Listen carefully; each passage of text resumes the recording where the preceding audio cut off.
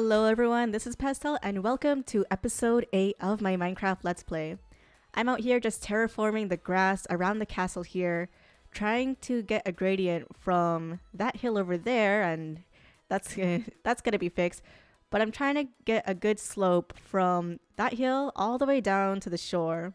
So previously I had just some netherrack here to outline what I wanted to be here, but the outline itself was pretty sharp. It was sloping too close to the ground so soon, so I'm just kind of building it out, kind of getting a feel of, how the terrain should be to get it to look more natural.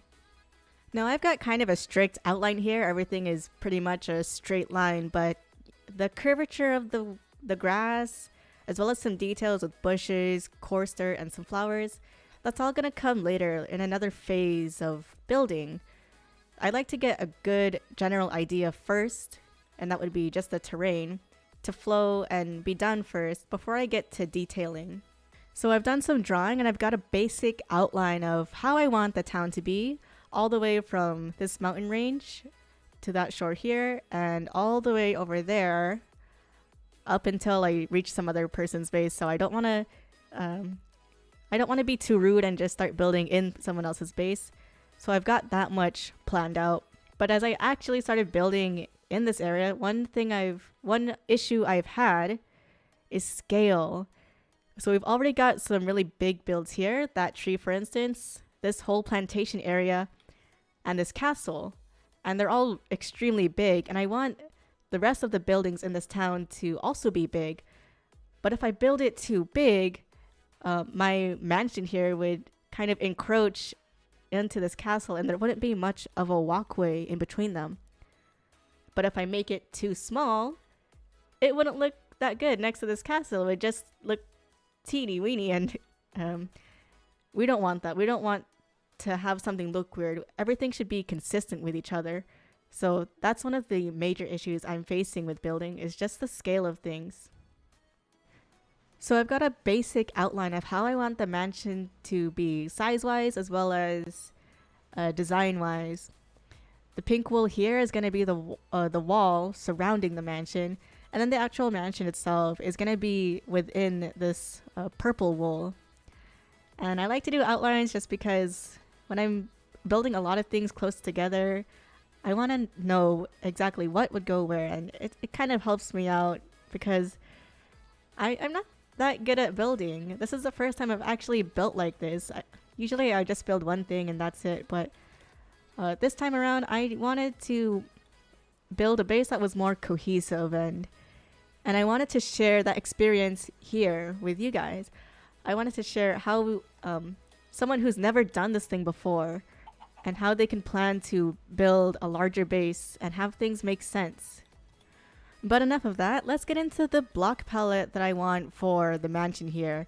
So again, since I want to keep everything consistent, I'm gonna just stick with the block palette that I have for the castle there, as well as my main hall. And that's gonna be some stone variant, maybe a mix of just the stone and the stone brick, some white concrete, and some spruce wood.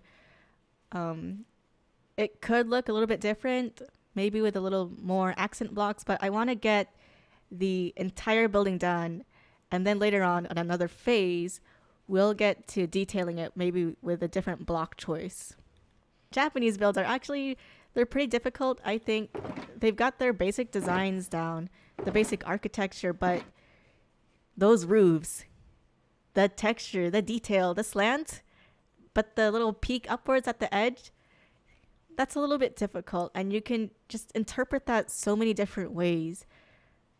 It's just gonna be, the safe way around, first of all, because I know it's gonna be difficult to reproduce if I go too wild in every single build.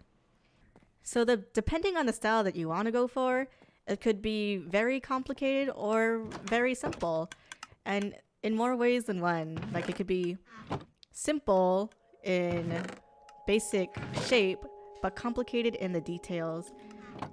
So I want to share with you guys something that I found out when I was researching heavily on how to build something in a Japanese style, traditional Japanese style. So this is going to be the main entrance, the middle here. And let's say I want to make it 3 wide. So I'll have a gate, a frame here.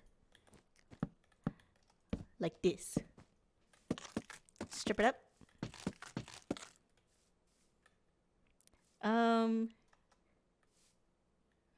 Could use some help. Could be a little bit taller. It's kind of just placing blocks, looking back, and kind of judging for yourself. How do you feel about the height, the width, the overall shape of it? And I think this looks pretty good, so I'm going to frame the rest of it.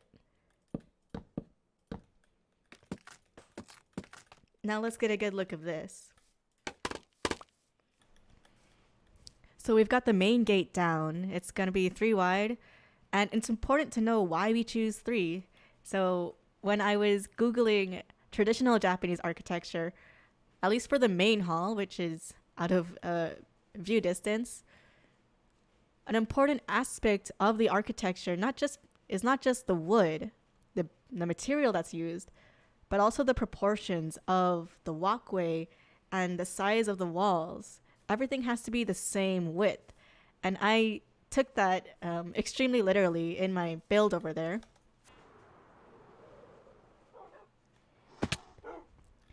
So here, the walkway is 3 blocks, as well as these wall panels. They're all 3 blocks.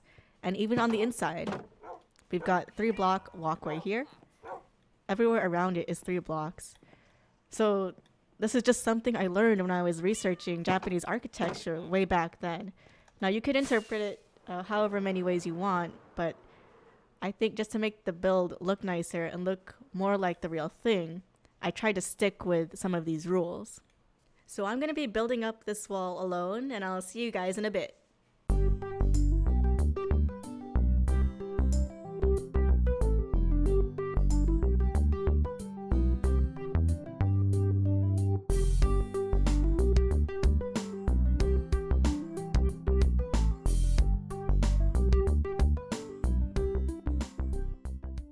So I've kind of got our front facade going on for the gate, the outer gate.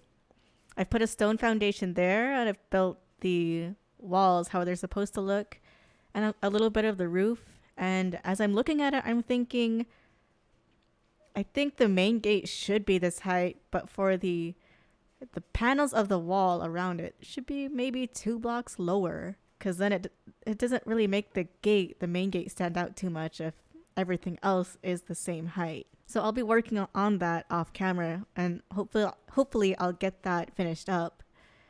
But what I've done here is I've just put some logs here. I've stripped them.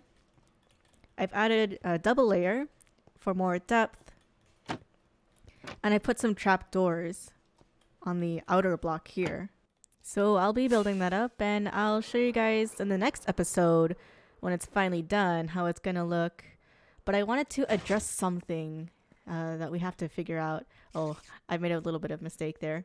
So I took out the wall. I've been addressing this place as the plantations because that was the main project at the time.